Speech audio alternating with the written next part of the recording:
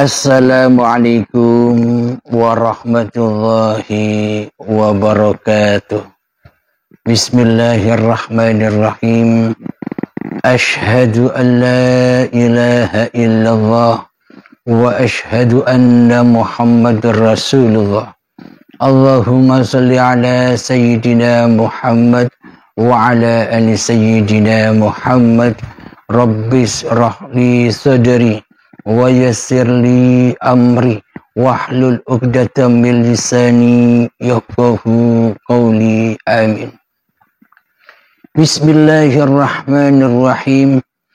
Salam takzimku buat para sahabat tercinta jamaah Uripe Allah.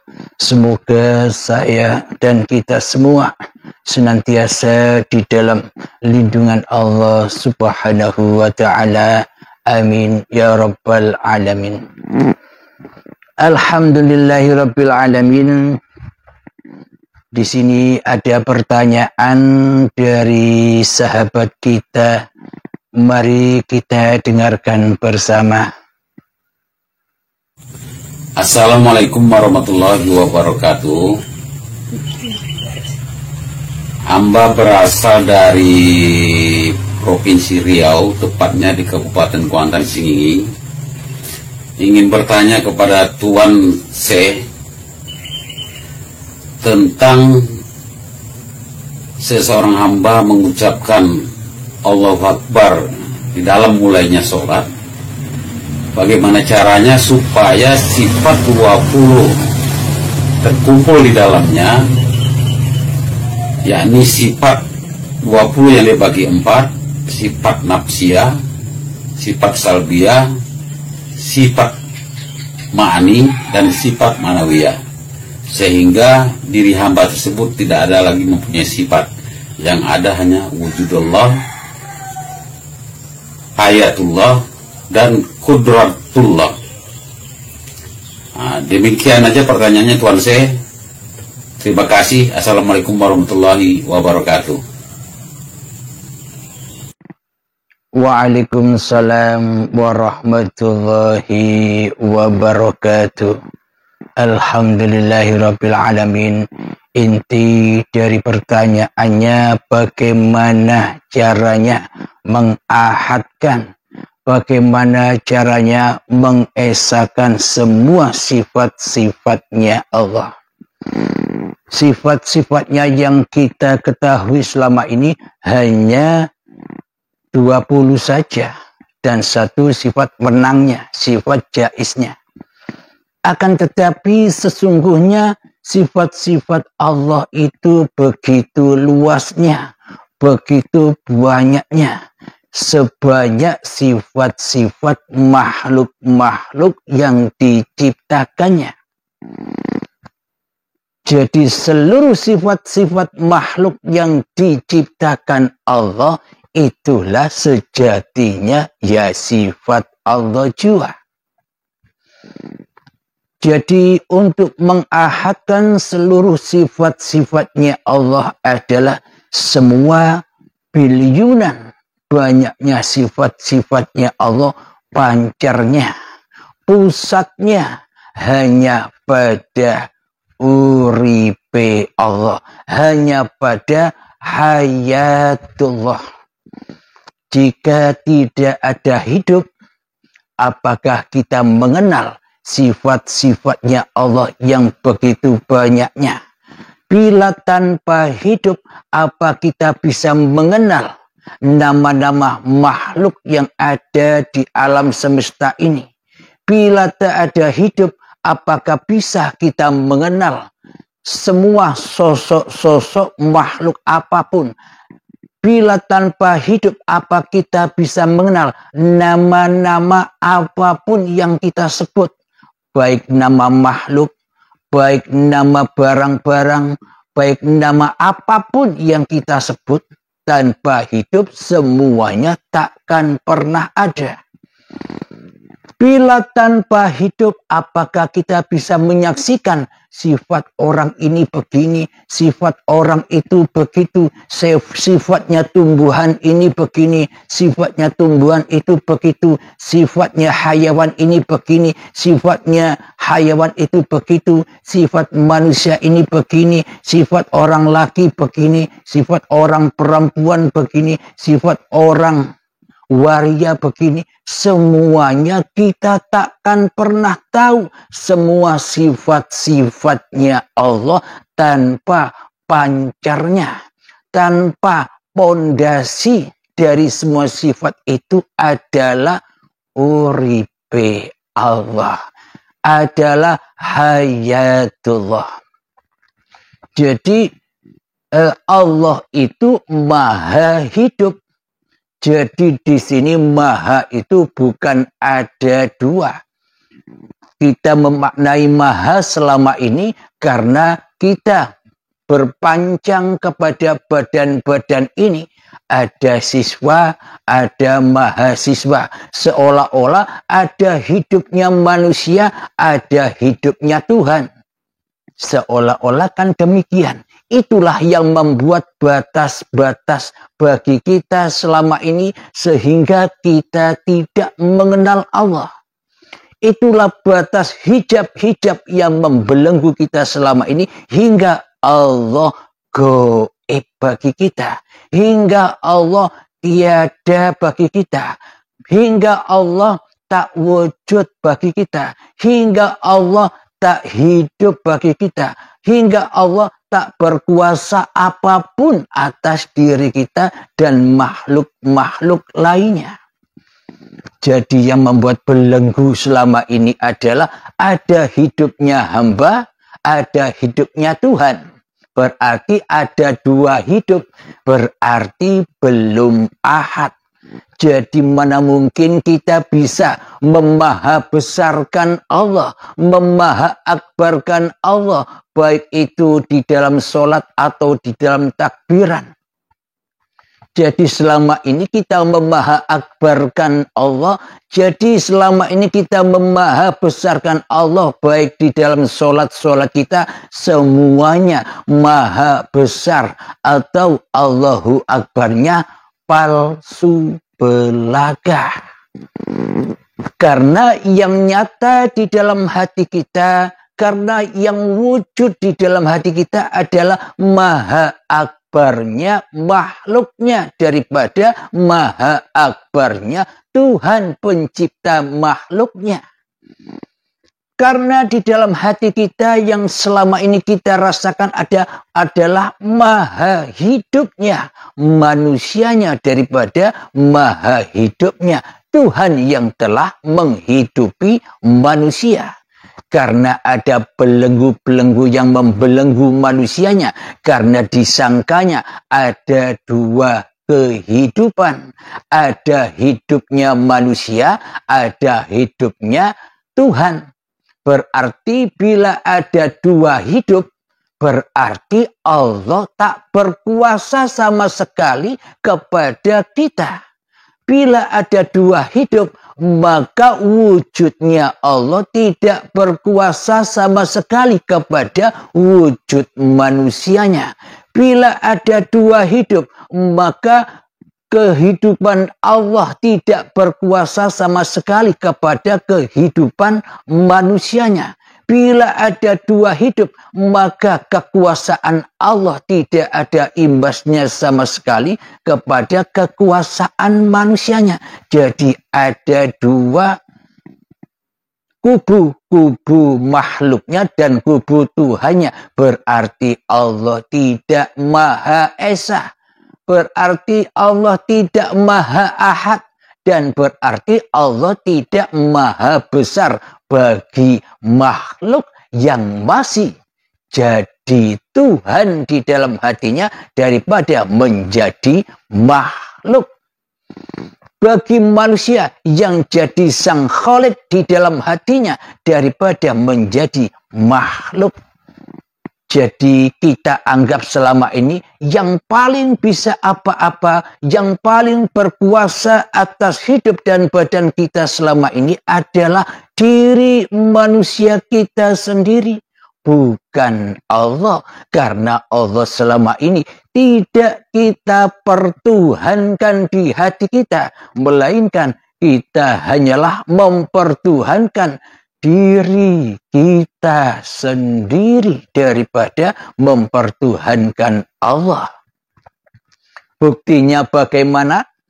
Bagaimana mungkin kita mempertuhankan Allah sebagai Tuhan di hati kita, sementara Allah kita goibkan, sementara Allah kita tiadakan, sementara Allah kita matikan, yang hidup hanya kita di dalam hati kita, sedangkan Allah tak ada.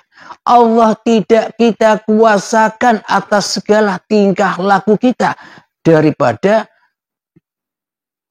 selain kita memahakuasakan diri kita sendiri di hati kita. Itulah bukti nyatanya bahwa selama ini kita belum bertuhankan Allah di hati kita. Jadi bila kita saja belum mempertuhankan Allah di hati kita, bila kita belum mengesahkan Allah di dalam hati kita, karena di dalam hati kita yang ada, yang wujud, kita mengesahkan hawa nafsu kita sendiri di dada kita. Kita mengahadkan hawa nafsu kita sendiri di dada kita. Kita mentauhidkan hawa nafsu kita sendiri di dada kita. Bagaimana mungkin kita bisa mengahadkan Allah?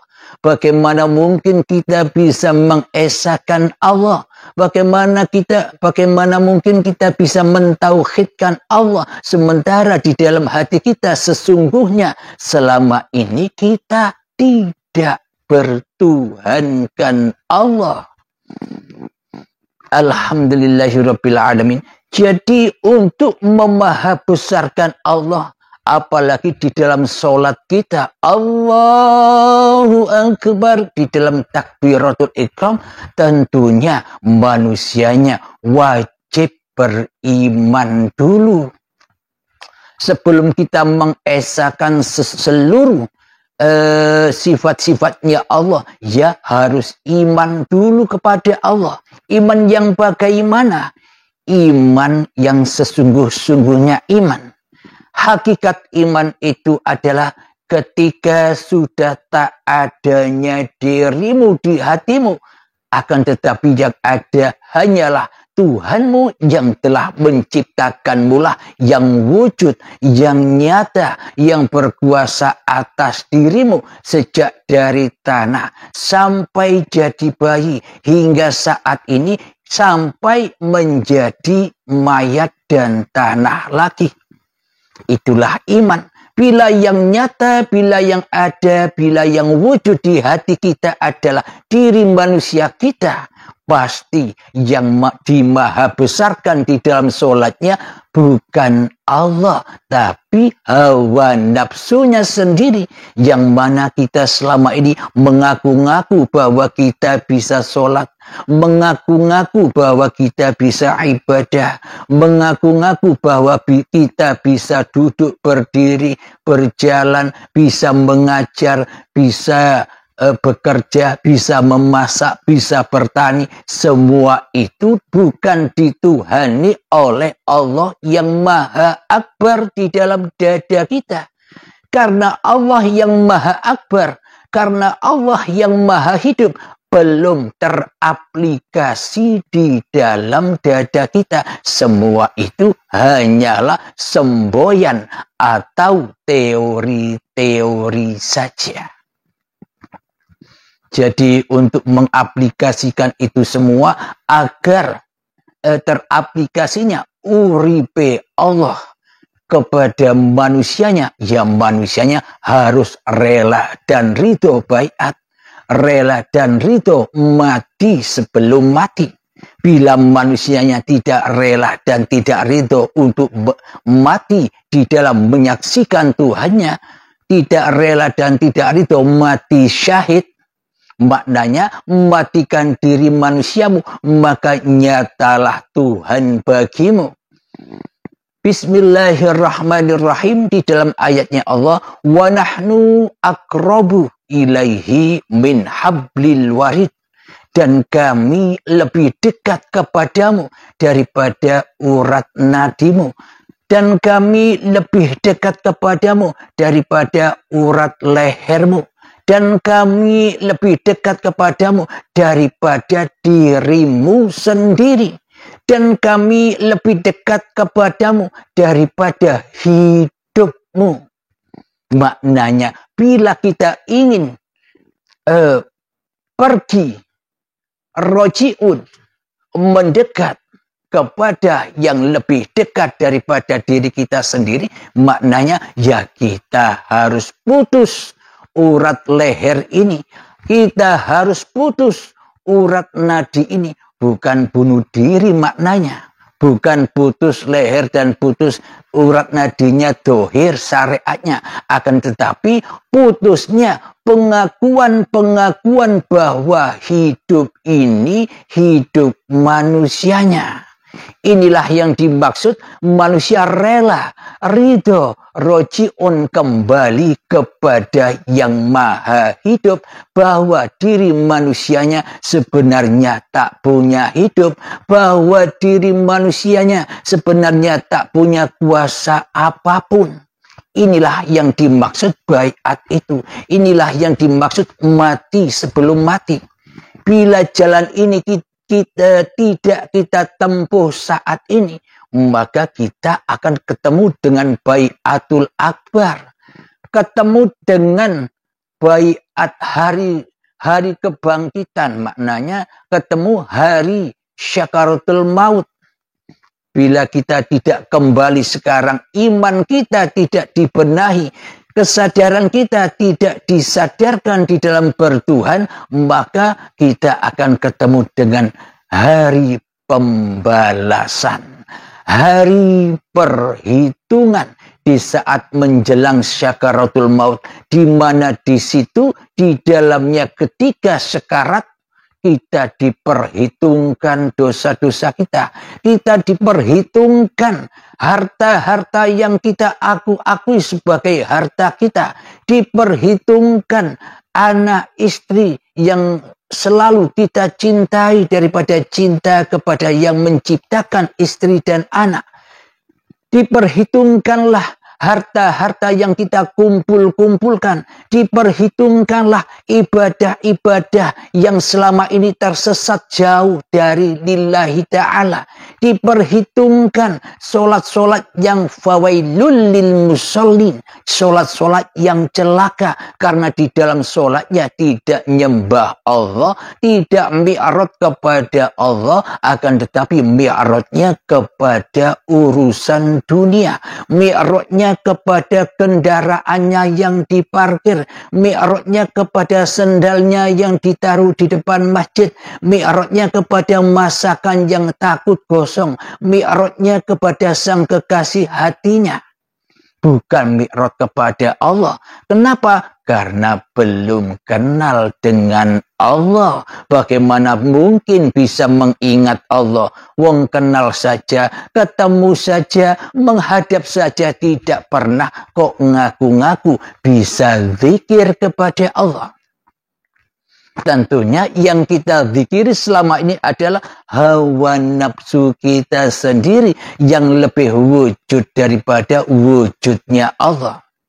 Hawa nafsu kita sendirilah yang selama ini kita zikiri, yang ternyata lebih hidup daripada hidupnya Allah. Inilah kesalahan-kesalahan kita di dalam berakidah dan beragama yang tidak sesuai jalannya Rasulullah Sallallahu Alaihi Wasallam, yang mana di dalam hati Rasulullah, Muhammad bukan kamu yang melempar itu, aku yang melempar. Muhammad bukan kamu yang memanah itu, aku yang memanah. Ini artinya Muhammadnya, Nabi Muhammadnya tidak bisa apa-apa apa kecuali diperankan Tuhan yang menguasai Kanjeng Nabi Muhammadnya. Akan tetapi selama ini kita kan yang merasa lebih berperan daripada Allah. Seolah-olah Allah tidak punya peran apapun. Kalau begitu, apakah kita umatnya Kanjeng Nabi Muhammad? Bila imannya saja tidak sama, bila imannya saja tersesat dan jauh dari iman yang dimiliki oleh para nabi dan para rasul, serta iman yang dimiliki oleh Kanjeng Nabi Muhammad kepada Tuhannya, apakah kita masih ngaku-ngaku sebagai umatnya Kanjeng Nabi Muhammad? Kalau kita masih mengaku-ngaku sebagai umatnya Kanjeng Nabi Muhammad, mari belajar bersama membenahi kesalahan-kesalahan ini. Mari belajar bersama untuk mengoreksi kesalahan-kesalahan hati kita terhadap Allah selama ini. Mari kita belajar bersama membenahi, mumpung belum ajal tiba, mumpung kita belum dibaiat paksa, mumpung kita belum disuruh kembali rojiun kepada Allah dengan paksa dan siksa.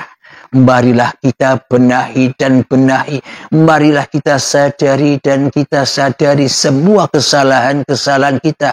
Yang paling tahu, yang paling mengetahui kesalahan-kesalahan hati kita adalah diri kita sendiri. Saya tidak tahu, Andalah sendiri yang tahu bahwa diri Anda salah selama ini. Dan kita sendirilah, masing-masing diri manusianya lah yang paling tahu akan dirinya sendiri. Alhamdulillahirabbil alamin. Untuk mengaplikasikan Allahu Akbar di dalam sholat kita, agar semua sifat-sifat itu ahad, agar rukun iman yang 6 itu ahad, agar rukun Islam yang 5 itu ahad di dalam segenap tingkah laku kita, di dalam segenap aktivitas-aktivitas yang digerakkan oleh badan ini, maka kita wajib kembali kepada pusatnya, yakni persembahkan kembali dengan rela dan ridho bahwa hidup inilah Allah, bahwa urip iki uripe Allah, dudu uripe manungso.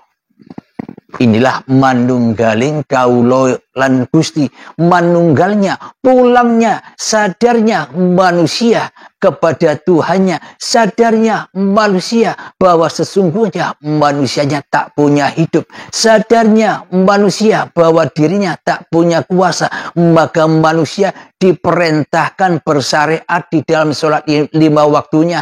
Allahu Akbar, sholat 5 waktu supaya apa? Supaya bisa memahabesarkan lagi Tuhanmu yang telah menciptakan kamu, daripada kita memahabesarkan hawa nafsu kita sendiri.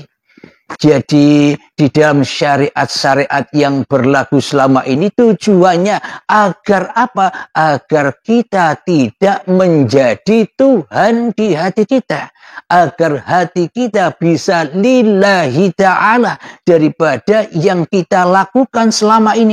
Hati selalu linafsi, hati selalu bersekutu, mensekutukan Allah, hati selalu menyerupai Allah tapi tidak sadar. Hawa nafsu kita selama ini menyerupai Allah tapi tidak sadar. Maka dari itu hawa nafsu diri kita selama ini seolah-olah paling nyata, seolah-olah paling hidup, seolah-olah paling berkuasa, seolah-olah paling bisa bersiapa-siapa dan yang paling bisa berapa-apa. Inilah bukti bahwa selama ini hawa nafsu kita menyerupai Allah secara tidak sadar, ngaku jadi Allah, ngaku jadi Tuhan, tanpa disadarinya. Karena iblis dan setan telah membelenggu hati kita agar kita tidak tahu apa-apa, agar kita tidak menyadari kezaliman yang kita perbuat selama ini, agar kita tersesat di dalam kezaliman itu, disangka kezaliman yang kita lakukan selama ini baik bagi kita. Di dalam kezaliman itu, meskipun kita beribadah, sholat, tapi di dalamnya zalim, menzalimi Allah. Hati tidak mi'rad kepada Allah, tapi hati mi'rad kepada hawa nafsu dan urusan dunia. Yang diingat bukan Allah, tapi ingat dunia. Apa itu sholat? Apa itu ibadah? Maksiat kok dibilang ibadah, maksiat kok dibilang sholat. Maka dari itu, marilah sahabat-sahabat kita tetap istiqomah, kita tetap menyimak, mengulang-ulang apa yang kita dengarkan. Semakin kita mengulang, semakin bertambah kepahaman kita. Diulang lagi paparannya, semakin bertambah dan semakin diulang, semakin dalam dan dalam pemahamannya. Jika kita hanya menyimak satu kali saja, yang ngambang. Coba Anda minimal satu paparan Anda simak minimal 11 kali. Anda akan menemukan permatanya. Coba dipraktekkan. Jadi bagaimana caranya agar Allahu Akbar teraplikasi kepada akbarnya Allah? Jadi pahamilah di sini maha besar, maha hidup itu tak lain dan tak bukan hanyalah Allah. Jadi bila hanya Allah yang ada di dada manusia, al-insanu sirri wa ana sirruhu, bila sudah Allah yang menjadi Tuhannya manusia di hatinya, maka kemanapun kau hadapkan wajahmu, disitulah aku. Karena yang melihat aku adalah aku, karena yang mendengar aku adalah aku, karena yang menyaksikan aku adalah aku. Siapa yang bisa bilang aku? Bila kita tak hidup, apa mungkin kita bisa bilang aku, bilang saya, bilang kami, bilang kita? Jadi tiada aku kecuali aku. Jadi ketika manusia sudah rela dan ridho mati sebelum mati, bila manusia sudah rela bersyahadat, bila manusia sudah rela mati syahid, mati kemanusiaannya, terputus hidup kemanusiaan kembali kepada Maha Hidup, maka Allahu Akbar akan terrealisasi. Karena yang akbar ya yang mengucapkan Allahu Akbar itu. Akan tetapi bila di dalam hati kita masih hawa nafsu kita yang ada, yang wujud dan yang hidup, pasti Allahu Akbarnya teraplikasi, diakui kebesaran ini hanya kebesaran hawa nafsunya yang merasa mampu untuk sholat, yang merasa mampu untuk ibadah, yang merasa mampu untuk berbuat kebajikan, dan yang mampu beramal soleh. Jadi amal kebajikan itu adalah, jadi amal soleh itu adalah ketika kita sudah tak merasa beramal kebajikan. Ketika kita sudah tak merasa beramal soleh. Ketika kita sudah tak merasa berlaku apa-apa, kita hanya diperankan hidup saja. Kita hanya diperankan uripe Allah. Kita hanya diperankan Tuhan saja. Al-insanu sirri wa ana sirruhu. Manusia adalah rahasia dan akulah di balik rahasia manusia itu. Bila kita sudah menyadari itu, maka manusia sudah hancur lebur surga nerakanya hancur lebur, kematiannya hancur lebur, alam kuburnya hancur lebur, siksa kuburnya hancur lebur, kiamatnya hancur lebur, hari kebangkitannya hancur lebur, hari akhiratnya hancur lebur, alam hisabnya hancur lebur, wassiratal mustaqimnya hancur lebur. Karena yang ada hanya Allah, maka semua cerita itu sudah kiamat dan hancur lebur bagi manusia yang sudah kembali roji'un kepada Tuhannya. Akan tetapi beda dengan orang-orang yang tak mau kembali kepada Tuhannya. Akan tetapi amatlah sangat jauh berbeda bagi orang-orang yang masih suka jadi sang Khalid di hatinya, yang masih suka jadi Tuhan di hatinya, yang masih suka merasa beramal soleh di hatinya, yang masih suka merasa bisa sholat dan bisa ibadah dirinya. Maknanya hatinya tak mau menuju lillahi ta'ala di dalam niat-niatnya, akan tetapi seluruh aplikasi niatnya tersesat di lembah linapsi. Maka bagi mereka alam kubur, alam kematian, siksa kubur, hari kiamat, hari kebangkitan, hari akhirat, yaumil hisab, wassiratal mustaqim, surga dan nerakanya nanti ketika matinya badan. Bagi manusia yang belum mau roji'un kepada Tuhannya,